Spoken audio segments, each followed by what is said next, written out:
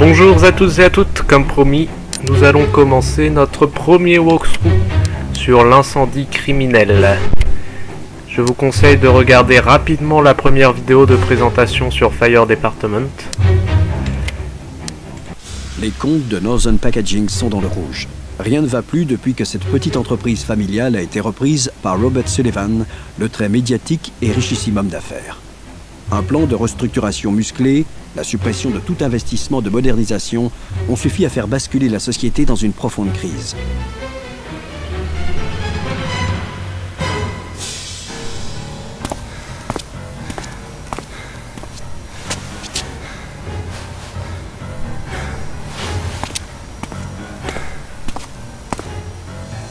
Robert Sullivan est un requin des affaires.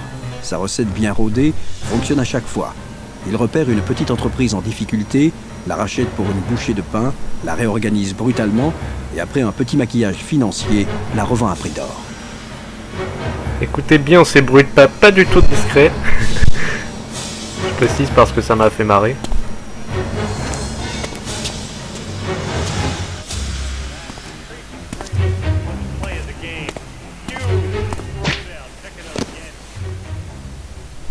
Mais cette fois, la recette n'a pas fonctionné. Pour l'homme d'affaires, Northern Packaging est devenu un poids mort qui risque d'entraîner sa propre faillite. Heureusement, l'usine et ses entrepôts sont assurés et même très bien assurés. Sullivan n'est pas du genre à se laisser faire, même s'il doit passer à l'action lui-même et sortir de la légalité.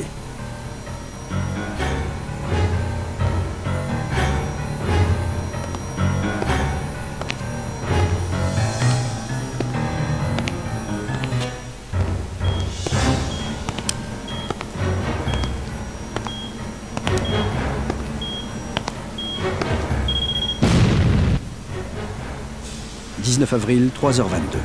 L'alarme est donnée à la caserne 615. Un incendie s'est déclaré dans les entrepôts de Northern Packaging, une petite usine voisine. Le feu aurait démarré en plusieurs points simultanément et s'est propagé à une vitesse fulgurante. Autant d'éléments qui laissent présumer une origine criminelle. Il faudra être vigilant pour ne pas laisser brûler les indices. » Bon alors j'explique rapidement du coup. C'est donc un directeur d'entreprise qui a volontairement fait exploser son entreprise pour récupérer l'argent de l'assurance. Donc le but des pompiers de la caserne 615, ce sera de récupérer les indices au cœur de l'incendie qui permettront de culpabiliser le directeur. Voilà. Donc c'est parti.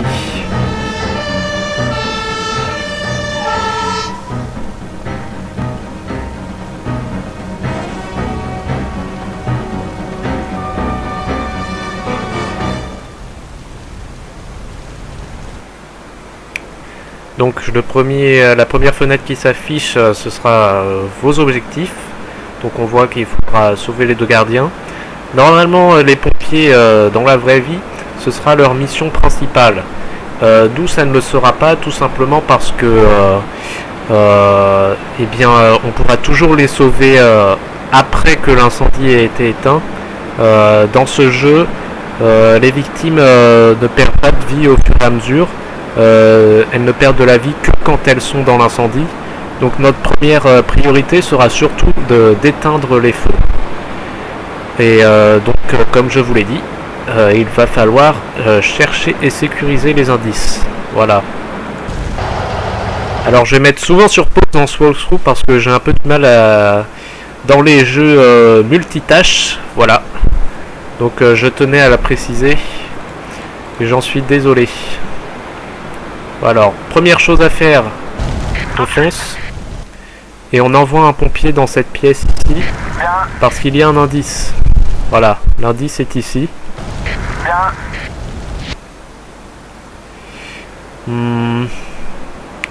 Pour accélérer, il serait bien de défoncer cette porte ici et d'amener les deux camions de pompiers très proches. Comme ça, ça permettra une évacuation rapide des victimes et permettra aussi aux pompiers de recharger leur bouteille d'oxygène rapidement. La bouteille d'oxygène, c'est la jauge bleue ici et elle diminue aussi quand le pompier lutte contre les flammes. Voilà, c'est très bon à savoir. Donc on va envoyer un pompier casser cette porte ici parce qu'il y a une bombe. Comme vous avez vu dans la cinématique d'introduction, le directeur a laissé des bombes et il en reste qui sont encore actives. Il va falloir les désamorcer très très rapidement parce que sinon elles vont exploser.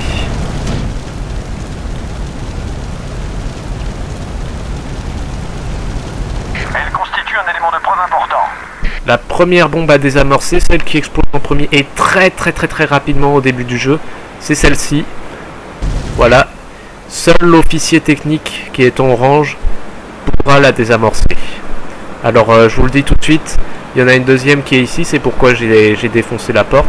Et cette pièce ici ne sert strictement à rien, voilà, je le précise. Lui, on va l'envoyer éteindre un départ de feu ici sur le camion. Car sinon là tous les véhicules qui sont ici ils vont exploser et ça va être très difficile à éteindre. Voilà, donc on envoie très rapidement un pompier éteindre ici. Et les autres pompiers ils vont commencer à éteindre les flammes. J'hésite à les séparer en 3 là. Je vais plutôt les ouais si je vais les séparer en 3. D'abord hop. Les pompiers sont plus efficaces 2 par 2, il faut le savoir. C'est pas un élément de gameplay important. Hein. Voilà, donc là, ce pompier a défoncé la porte. Et donc, on va pouvoir amener les véhicules au plus près de l'incendie.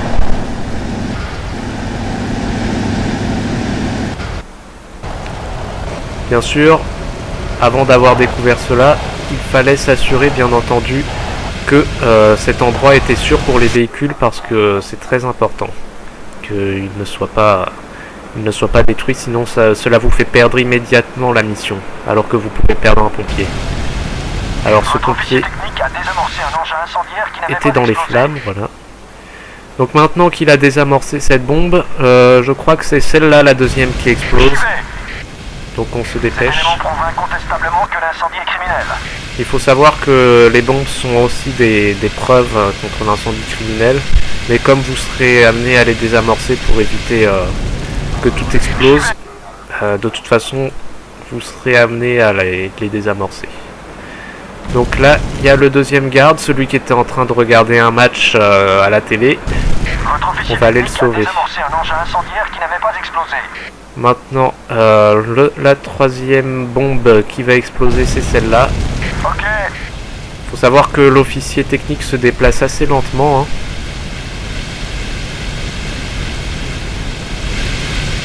Alors comme vous pouvez le voir, moi je trouve que l'ambiance est particulièrement agréable. Hein, malgré le fait que les graphismes soient assez moyens.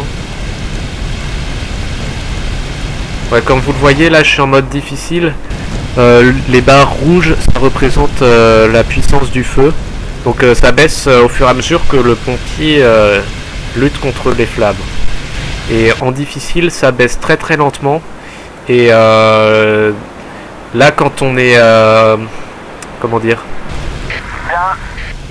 Là, il faut vraiment 2 pompiers pour être vraiment efficace sur le même feu. Votre officier technique a désamorcé un engin incendiaire qui n'avait pas explosé. Donc la dernière bombe est ici, là où il y avait le garde. Alors vous voyez que les pompiers commencent déjà à perdre leur oxygène.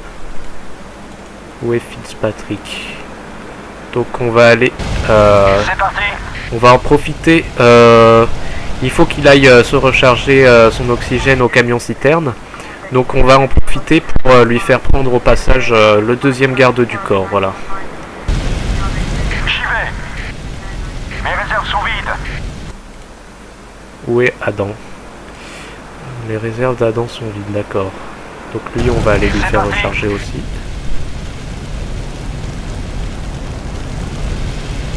J'aurais peut-être dû aller envoyer Tucker rechercher son oxygène aussi. Victime en sécurité. Hop.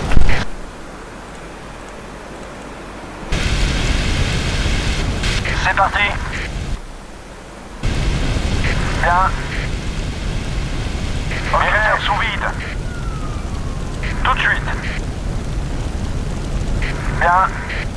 Votre officier technique a désamorcé un engin incendiaire qui n'avait pas explosé. Alors, C'est parti. ici, il y a un chariot élévateur qui n'est pas encore utilisable pour le moment. C'est un événement scripté. Et j'en aurai besoin très rapidement dès que la deuxième séquence de la mission va s'activer. Ok. Donc on envoie l'officier technique à ses côtés. C'est le seul qui peut conduire le chariot élévateur en fait. Et on aura besoin de lui pour... je vais vous montrer. Il y a une porte qui ne peut s'ouvrir ici qu'avec ce chariot élévateur. Voilà. Donc...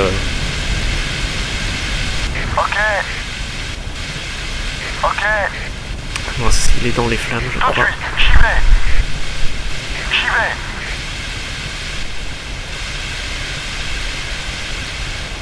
C'est bon, l'officier technique est là. Je crois que j'ai désamorcé toutes les bombes. Tout de suite. J'y vais. Bien. Tout de suite. Ok. Ok. Ça c'est l'officier, le spécialiste en milieu périlleux. Donc en France c'est les spécialistes de la grimpe. Et il a un grappin, donc il va pouvoir accéder derrière la porte que l'officier technique est censé ouvrir avec le chariot élévateur. Et il va pouvoir effectuer des actions avant l'arrivée de l'équipe. Alors vous remarquerez, et c'est ridicule, que le spécialiste en milieu périlleux arrive à pied. Hein. C'est le mec qui a raté le camion au départ de la caserne. Alors, première chose à faire, on prend le spécialiste en milieu périlleux. Voilà. Donc vous voyez, on a accès à une nouvelle partie de l'entreprise. Et le spécialiste en milieu périlleux, on va l'envoyer désactiver le courant électrique parce que sinon, nos pompiers vont s'électrocuter et perdre beaucoup de vie d'un coup, surtout en difficile. Maintenant, on prend le chariot élévateur et on fonce.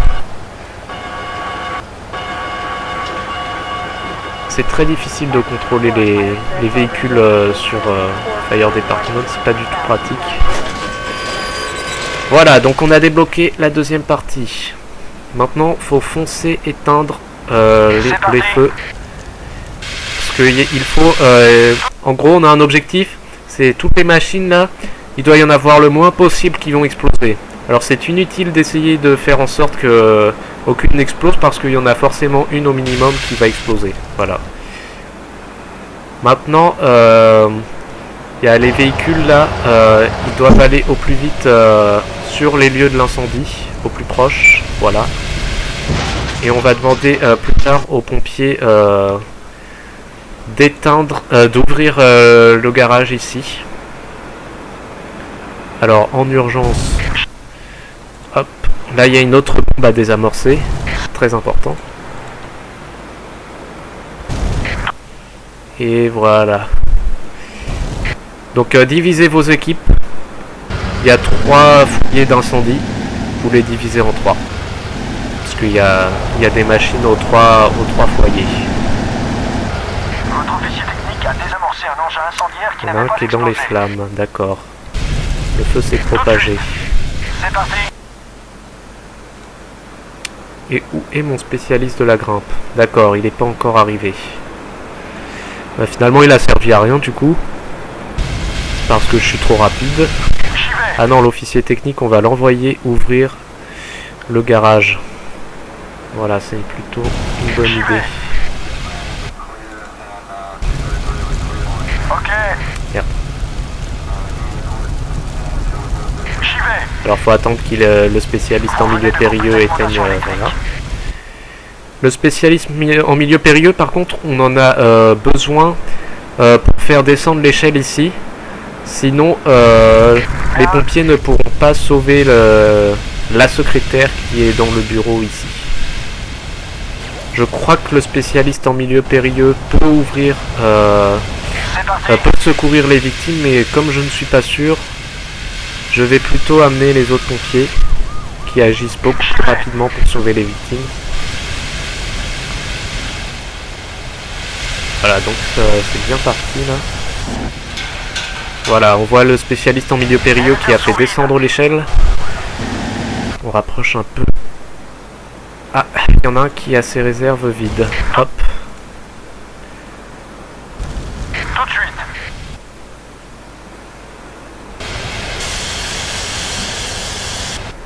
Voilà, on va les envoyer en haut.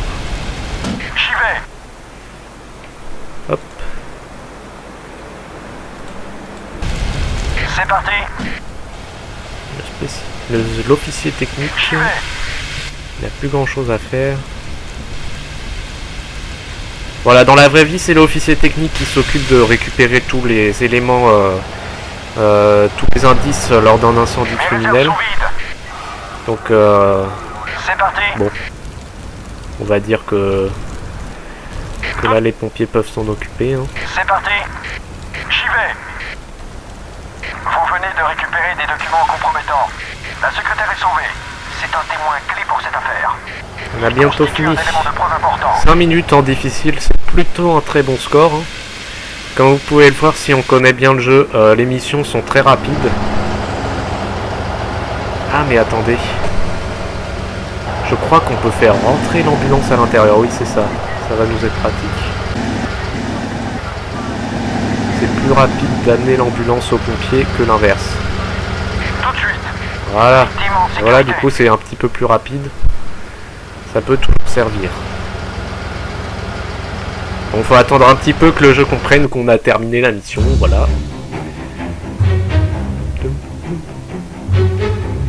Et voilà, j'ai eu les 5 médailles. Comme vous pouvez le voir, il y a, malgré notre rapidité, une seule machine a été détruite. Mais elle sera détruite de toute façon, même en mode facile, il me semble. Le temps très court de l'opération et l'importance du sinistre nous ont permis surtout d'avoir ces 5 médailles. Parce que le reste, même en facile, il y a très peu de chances que vous obteniez un mauvais score. Voilà. Donc maintenant, nous allons passer à la deuxième mission, qui est un incendie dans une banque. A tout de suite.